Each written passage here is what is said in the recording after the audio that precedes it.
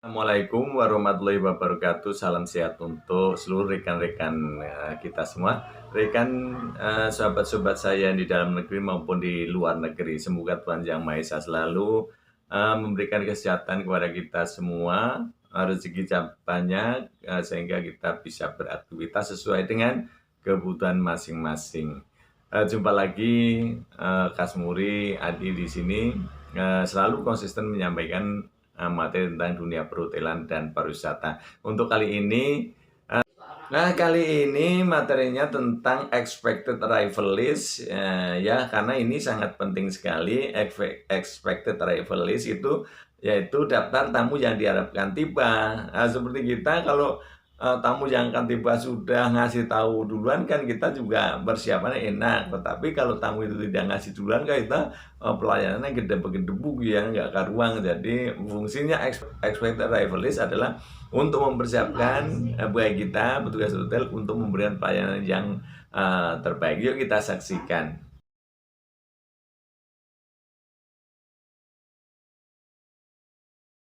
Nah, ini adalah contoh expected arrival list atau daftar tamu-tamu yang diharapkan tiba.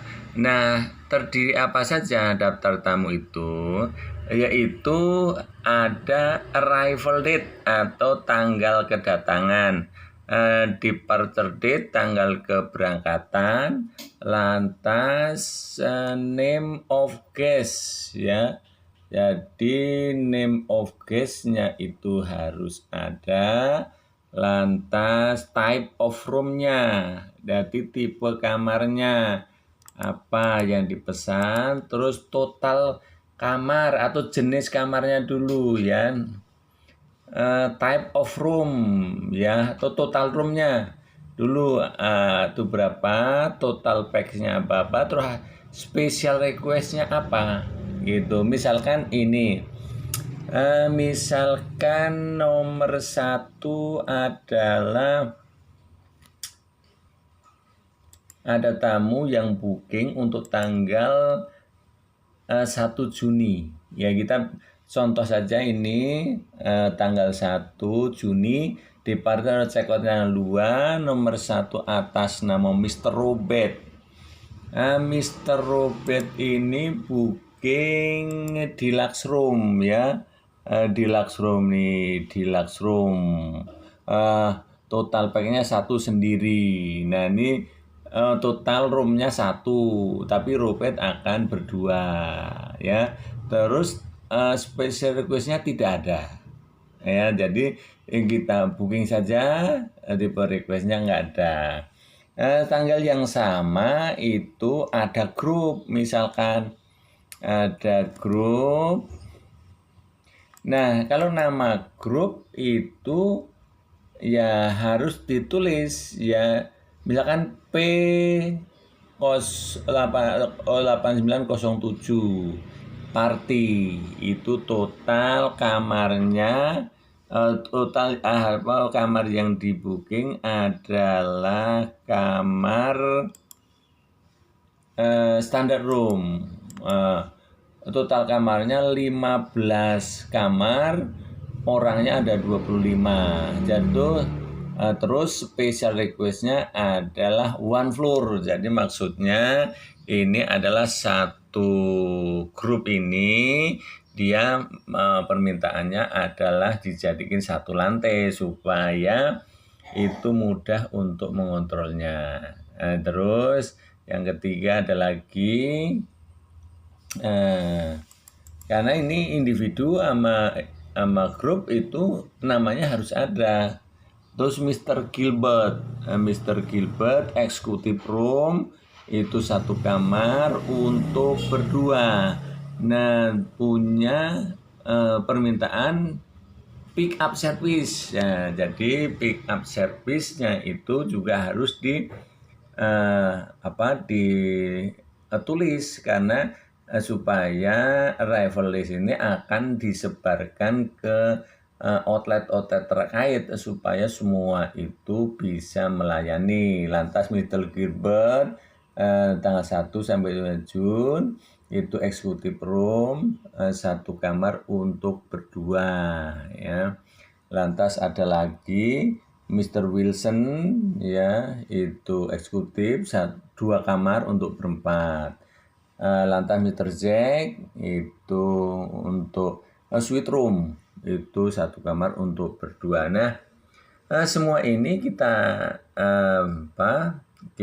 tulis secara detail karena fungsinya adalah ini untuk referensi pemberian servis atau pelayanan kepada tamu yang sudah memesan. Jadi kalau keuntungan tamu sudah memesan, itu pihak hotel sudah mempersiapkan sesuai dengan permintaan, sesuai dengan kamar yang diminta. Jadi semua departemen itu sudah mempunyai daftar dan mempunyai kehendak tamunya itu seperti apa. Misalkan satu lantai minta 15 kamar, nanti kita sudah dikosongkan sebelumnya jauh-jauh hari. Nah, expected arrival list itu siapa yang membuat?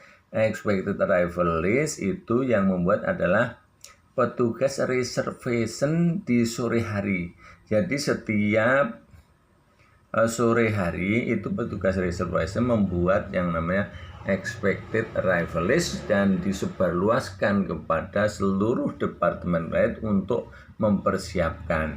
Nah, jikalau ada permintaan pick up itu juga nanti harus di reservation form itu ditulis juga flight detailnya supaya petugas airport rep atau airport representatif itu bisa menjemputnya.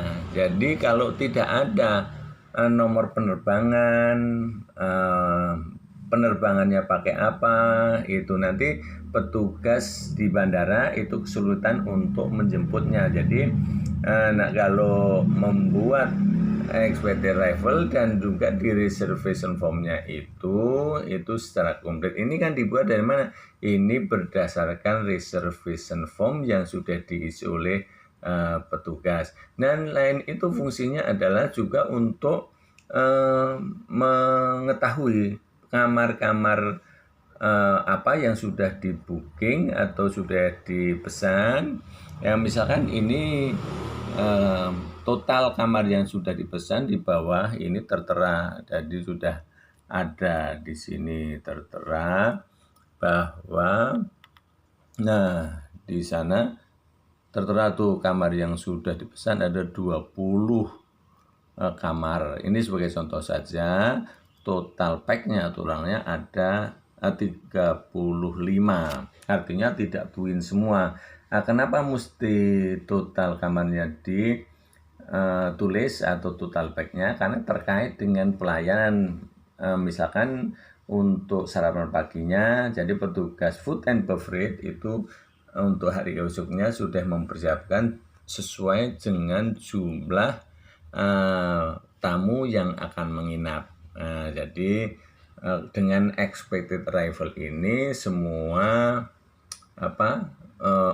bagian semua outlet itu sudah bisa mempersiapkan pelayanan sesuai dengan jumlah tamu yang akan datang dan juga permintaan khususnya. Nah, ini hanya sebagai contoh saja karena masing-masing hotel juga punya sistem yang berbeda-beda mengenai tata penulisan, tapi garis besarnya itu sama, fungsinya sama dan metode penulisan itu yang berbeda karena masing-masing punya kebijakan sendiri-sendiri. Nah, itu tadi ulasan mengenai expected arrival list. Ini sangat penting dan semoga bisa menjadikan referensi bagi siapa saja yang sedang belajar tentang dunia perhotelan, khususnya di bidang resepsionis atau front office department, karena ini sangat penting expected arrival list demi kelancaran operasional di dunia perhotelan.